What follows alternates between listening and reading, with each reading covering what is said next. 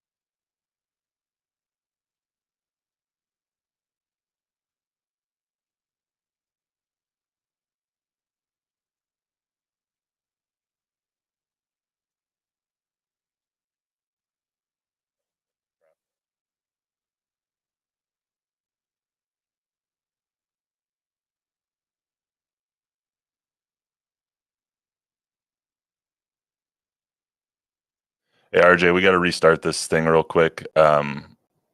You're gonna probably have to. We're gonna close this thing down, and you're probably gonna have to rejoin. So just I'll text you when to rejoin here in a minute or so.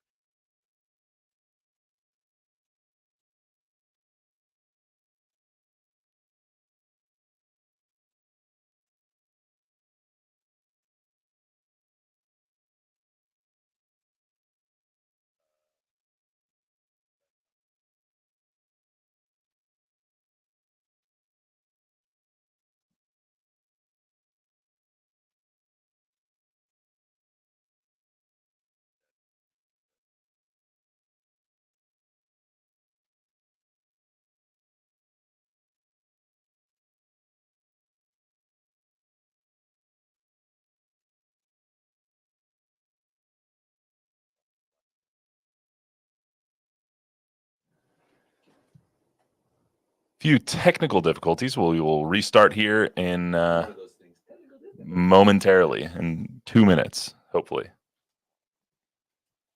All right. Looks like he's back on. All right. Countdown.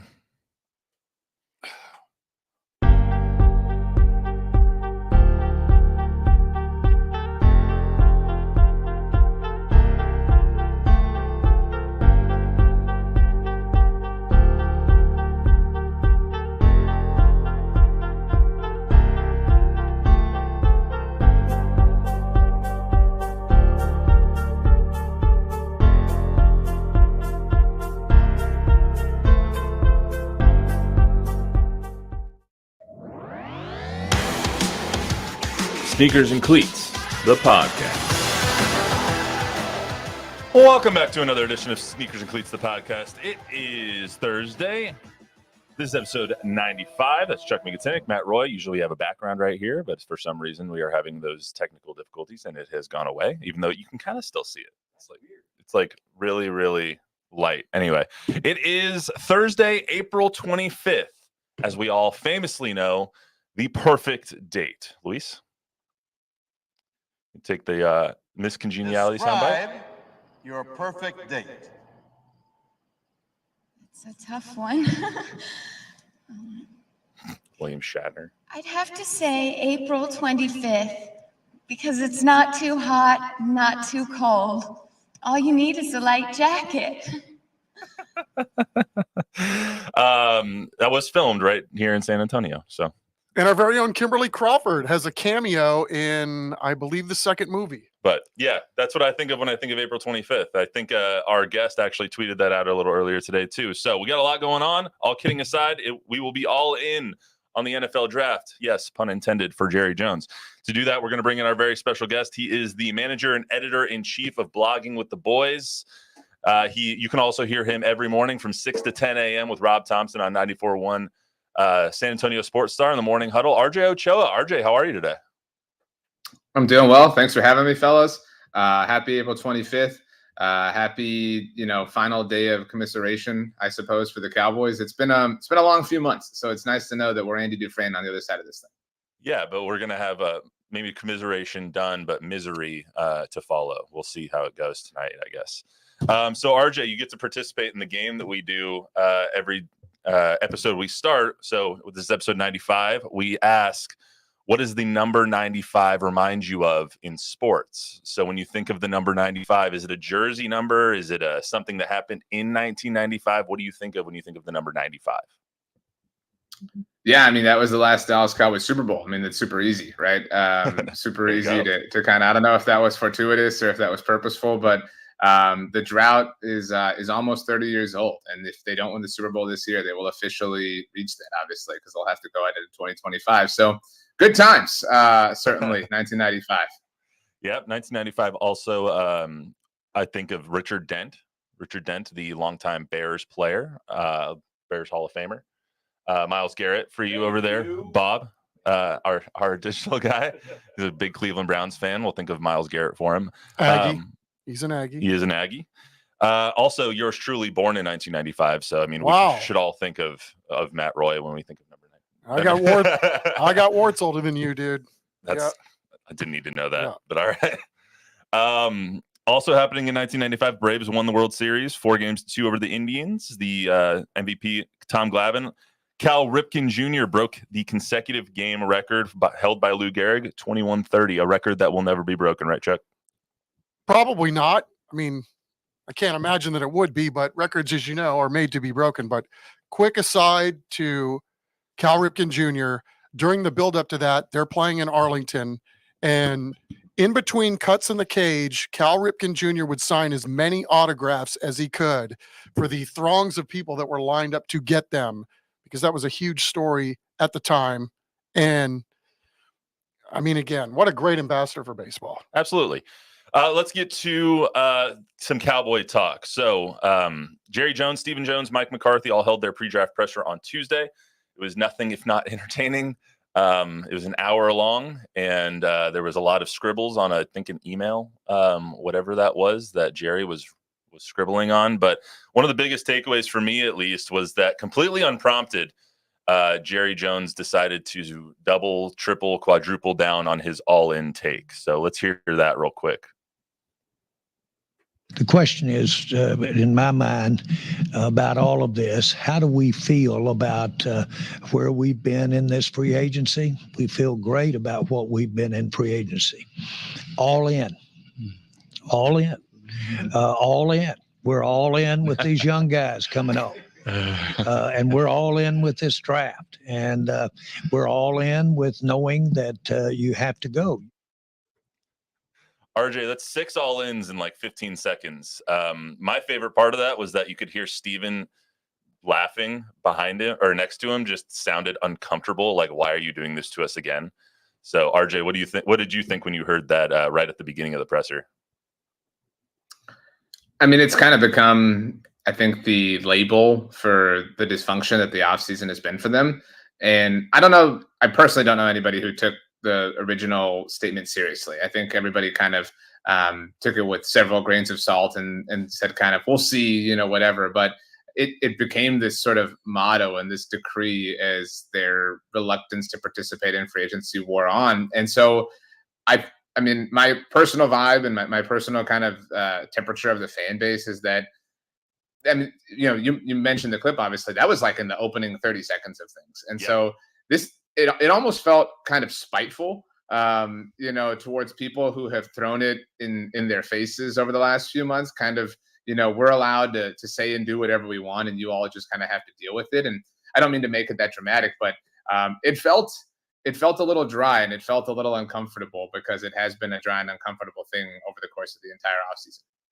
Chuck, what did you think when you heard that? Because he's right. It was within like the first minute of the press conference. He let Steven answer the first question, and then Jerry chimes in with that. Yeah, I took it as kind of clarifying what we were spitballing last week, which was all in to them means it's time to let some of these younger guys go out and let's see what they can do. I mean, right now, we know them as the Dak Cowboys, the CD Cowboys, the Micah Cowboys.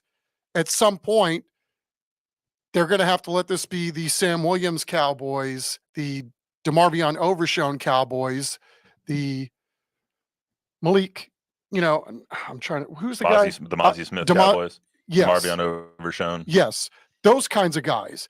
And it's time to let some of these younger guys go play to be the next stars of the team because they've put themselves into this position with the guys that they're paying. I mean, 4 or 5 guys are making 70% of what this roster looks like. And so because of the sins, which Jerry brought up, and living on the credit card, which Jerry has brought up, this is how, unfortunately, this is their bed. Now they have to embrace their bed and hopefully don't whiff on some of these younger guys because they're really going to be counted on throughout the course of the season. When I heard that, I definitely thought it was a little bit of like, stop asking us about this all-in statement that I made at the end of January. RJ, to your point, it did seem a little bit like spiteful, for lack of a better term, but like, this is what I meant. Now shut up, stop asking about this, even though he decided to say it 6 more times within the next 15 seconds. I honestly don't think that they meant anything. I don't think, I think we've tried to decipher and tried to, like in whatever it was, season 2 of Lost, when they found like the numbers and they were like, what does this mean? Like, is this a combination to something, or is this a code to get into some magic door or whatever? I don't think it meant anything. I think it was something that Jerry said, and because this is sports and because of the Cowboys, it just blew up. And should he and they have known that? Obviously, absolutely. Would he undo it if he could? Probably not, would be my guess, because of all the attention that it created. But I mean, I think that they, so many people have tried to assume they're doing this, they're doing that. And that's why I'm excited for the draft, obviously, because it will finally give us a bit of a North Star to kind of point to in terms of where they've been going and what they're chasing here in 2024 specifically. But I think it was a random statement that they didn't, I think they, if anything, they underestimated how mad people were. And I think that they underestimated how big of a piece of chum this was that they were throwing in the water, and that they didn't, Jerry at least didn't recognize that this, people were really hurt, because this was originally said, something like 10 days after the season ended. It was still a really raw thing. Right. And so to offer any kind of, hope just wound up being really cruel. And so I think people didn't forget that easily. Doesn't it seem like it was said, I think it was January 30th, right at the Senior Bowl. And it was like almost a throwaway line, but I think everyone was trying to grasp onto something like, what are they going to do now that it's like, okay, we're all in. Awesome. Jerry's all in. We're going to do some awesome things now. We're going to pick up some players that we need. We're going to try and shore up the offensive line. We're going to try and shore up the D line. We're going to replace older guys that might leave. We're going to really push our chips in the middle of the table. And then coming here 3-4 months later now, they've signed like 2 free agents, Royce Freeman and Eric Kendricks. And they kept Jordan Lewis too. And you're just like, what the hell did you mean then? What do you mean all in?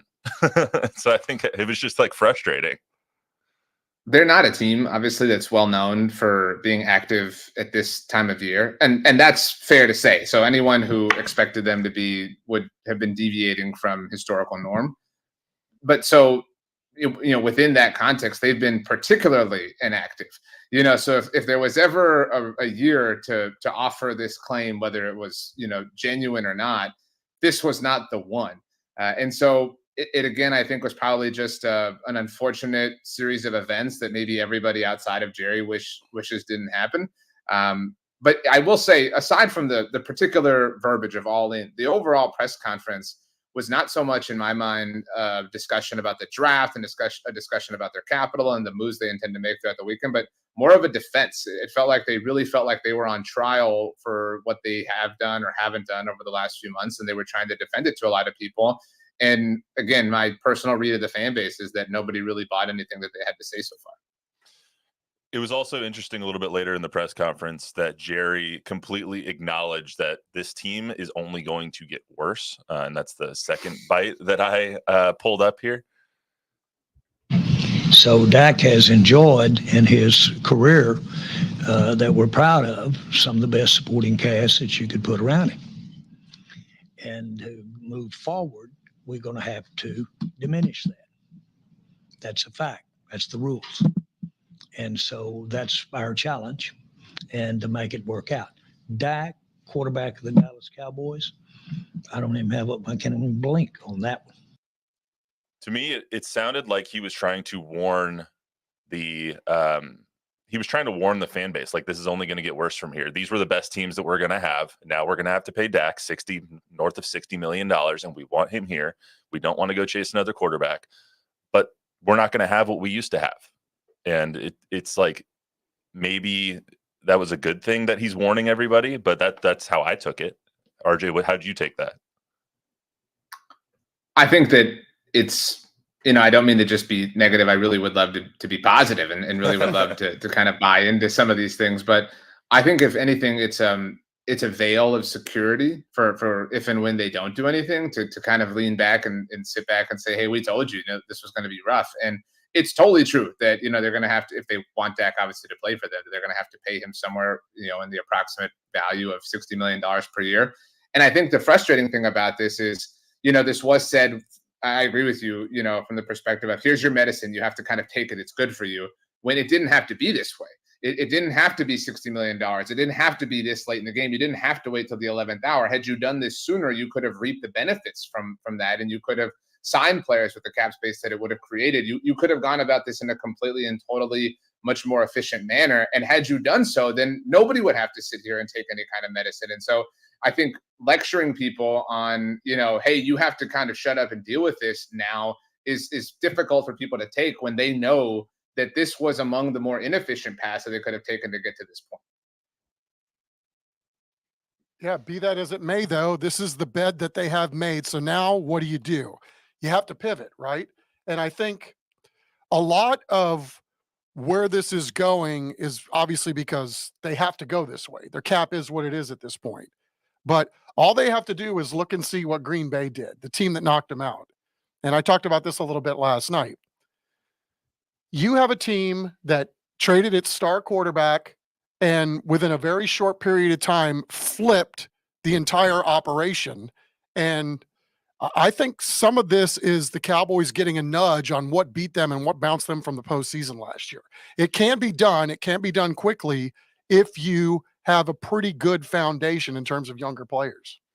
And where do you think that foundation is as we currently sit? Because a lot of those younger players are now going to be thrust into bigger roles because of the vets that left and basically left them now to step up. Well, I'm curious to see what this means really long term for Dak, CD, and Micah.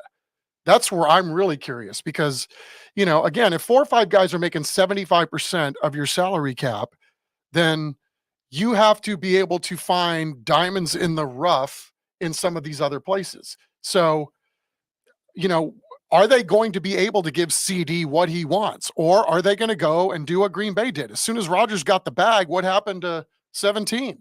They traded him to the Raiders. So, again, I don't know what's going to happen, but because this is the route they are taking, it's going to be interesting to see how they now proceed with some of these guys that are and have earned the right to make big money. And that does bring us to, oops, we're going to play it again. Dang it. That brings us to today, with the chimes that will send chills down your spine in the NFL draft. The NFL draft starts in just about 6 hours or so, 5.5 hours or so. The Cowboys won't be on the clock here for a while, but it brings us to the Cowboys have to hit on this draft because of the moves that they have not made, right, RJ?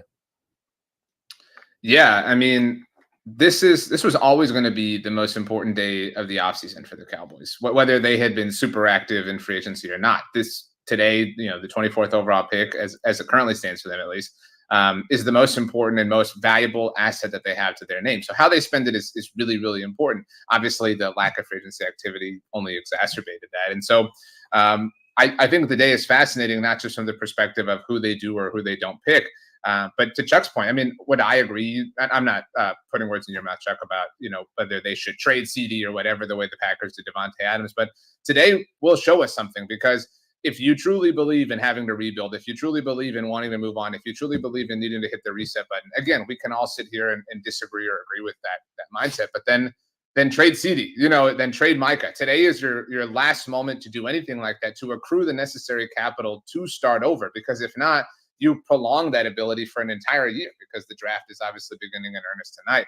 So if they just sit and pick, I would assume right now that they're going to address the offensive line, and they'll tell us tonight finally how they feel about Tyler Smith, whether they view him as a left tackle, or they view him as an interior lineman, if they address the center position, and if they forego the offensive line altogether. And some of that might not be their fault. Some of it might just be the way the board falls. But if they walk away from tonight without a new offensive lineman, it will really make the trenches a difficult proposition for them, just because of a lack of talent for 2024. That's fair. Just as far as I'm concerned, I think CD has positioned himself to get paid. I think the Cowboys have said it repeatedly. They like to pay their own. I think CD is going to get paid, but what does this mean for Dak then long term? Because Dak got his bag. Now it's time for CD to get his.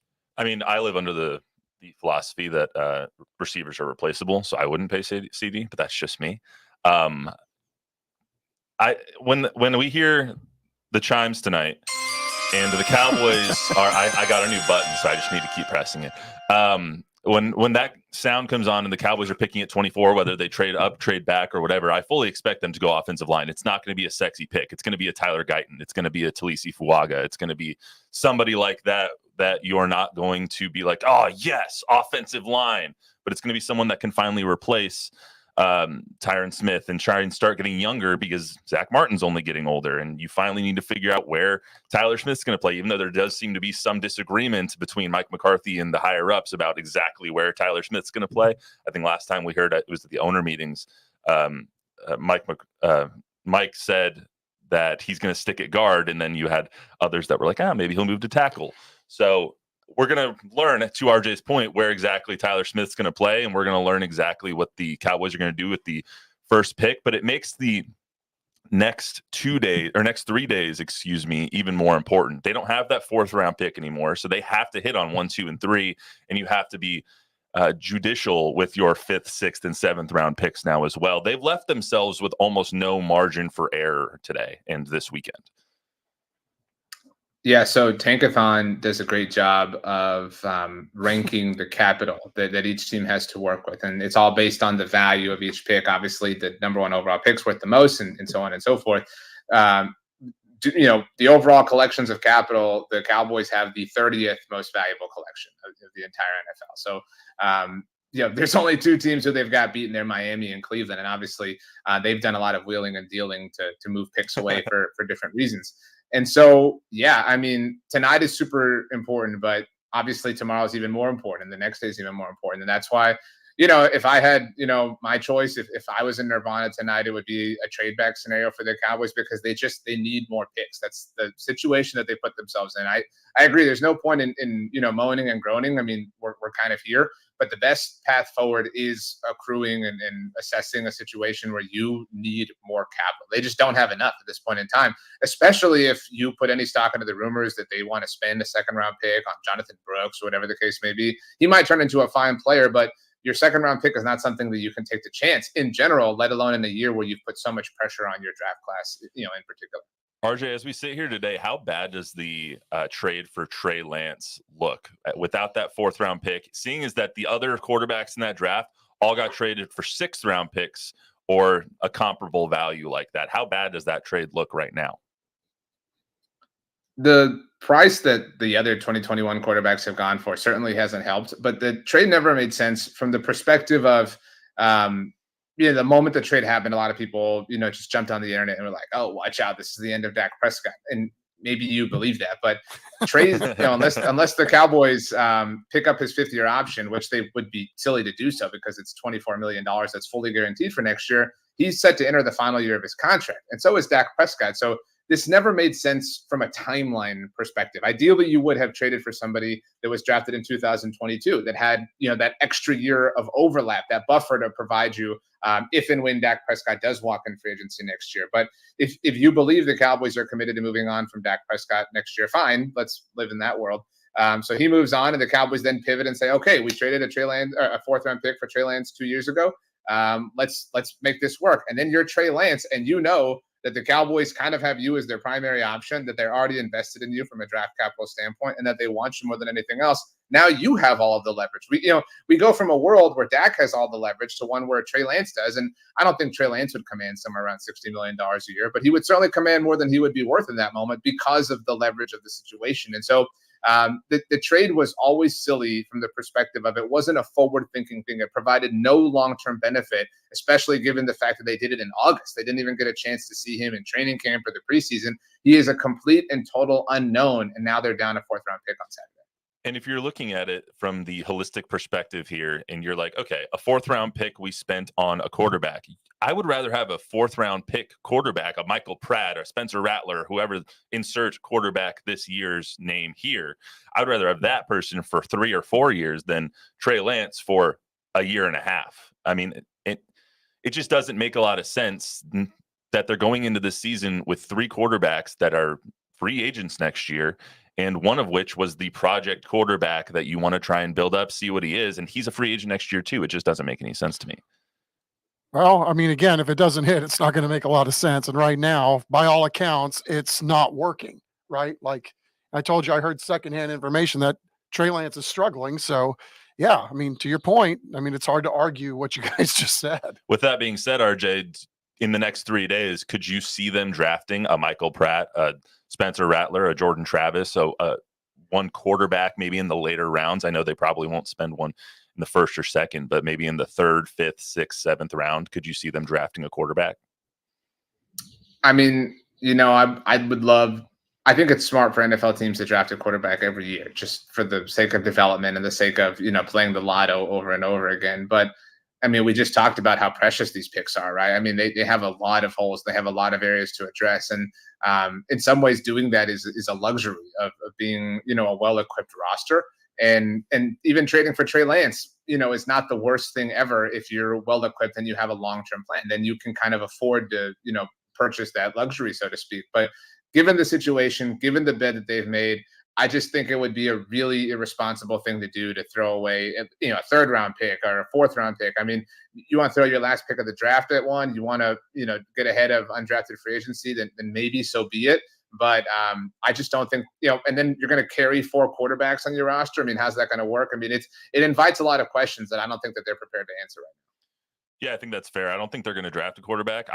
live by the same philosophy you do when it comes to drafting maybe a young quarterback in the later rounds every year, just to see if they can be a Brock Purdy or if they can be, a Tom Brady, or see what happens. Or Dak Prescott. Or Dak who Prescott. went There in you the go. middle rounds. Fourth Yeah. round pick. So I just the box that the Cowboys have put themselves in will never make sense to me. Chuck. Oh, you put me on the spot. I mean, again, I think it goes back to what I said earlier. They've made their bed. Now, how do they make the best of what they need to do going forward? And again, I think Jerry brought it up. You have to embrace where you're at. So part of that being all in is embracing your fate and now trying to pivot as quickly as you can to keep a viable product on the field. And obviously, there's a lot more questions going into this year than there were last year. But let's also keep in mind, too, free agency isn't over. As soon as this draft is over, they've done very well post-draft the last few years, picking up guys like a J-Ron Curse, guys that have become pretty decent contributors. So the window on some of this free agency isn't quite closed yet. So, RJ, if you were to go in to work on Monday and you're going on at 94.1 San Antonio Sports Star, 6 a.m., you're logging on with Rob Thompson, and if I was to ask you right now, I'm trying to think of how to phrase this. What would cause you to go on air on Monday and say that the Cowboys had a great draft?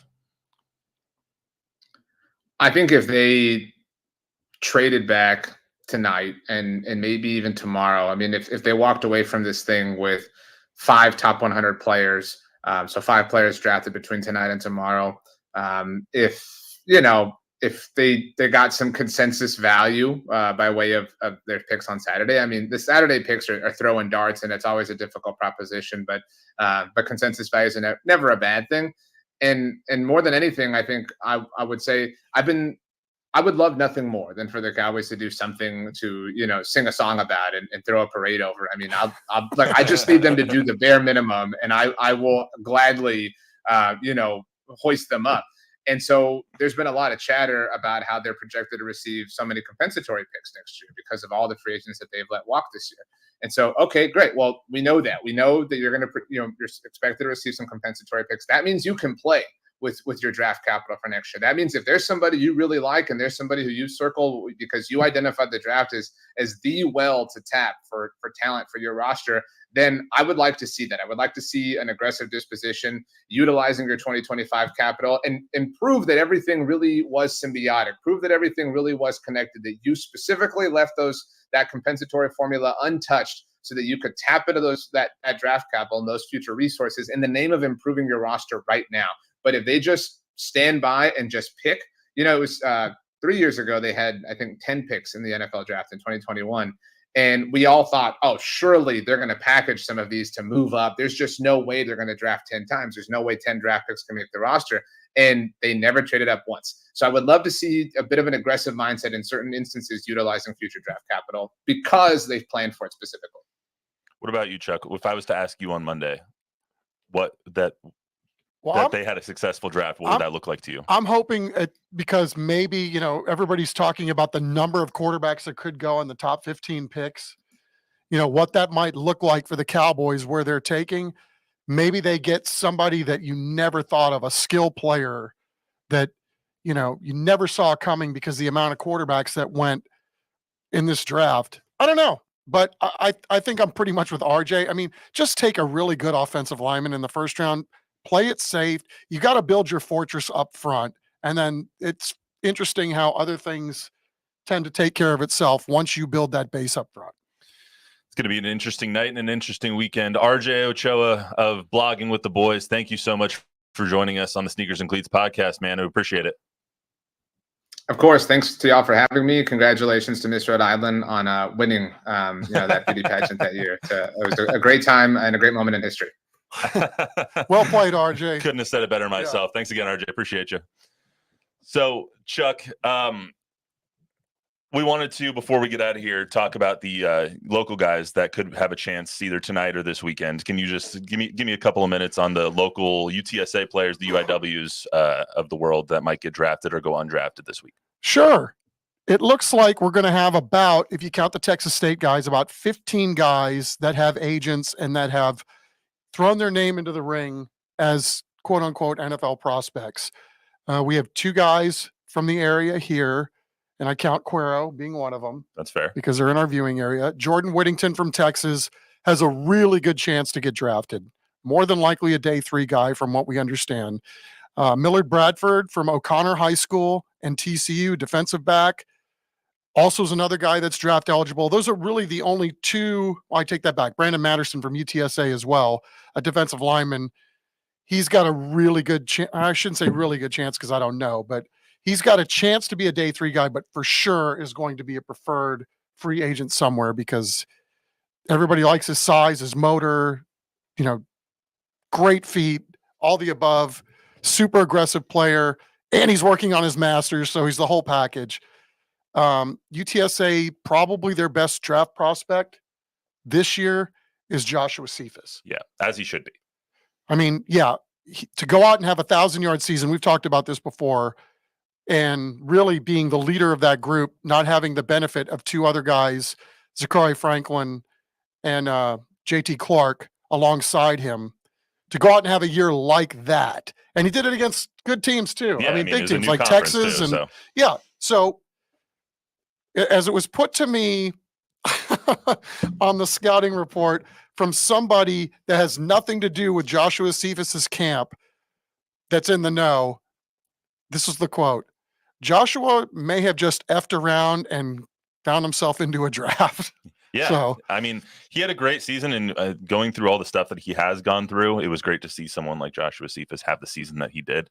I could see the Cowboys throwing number 252 at him, get him in the camp, and make sure he's not a preferred free agent, but make sure that you get him on your roster. You don't have to compete with everybody else if you draft them.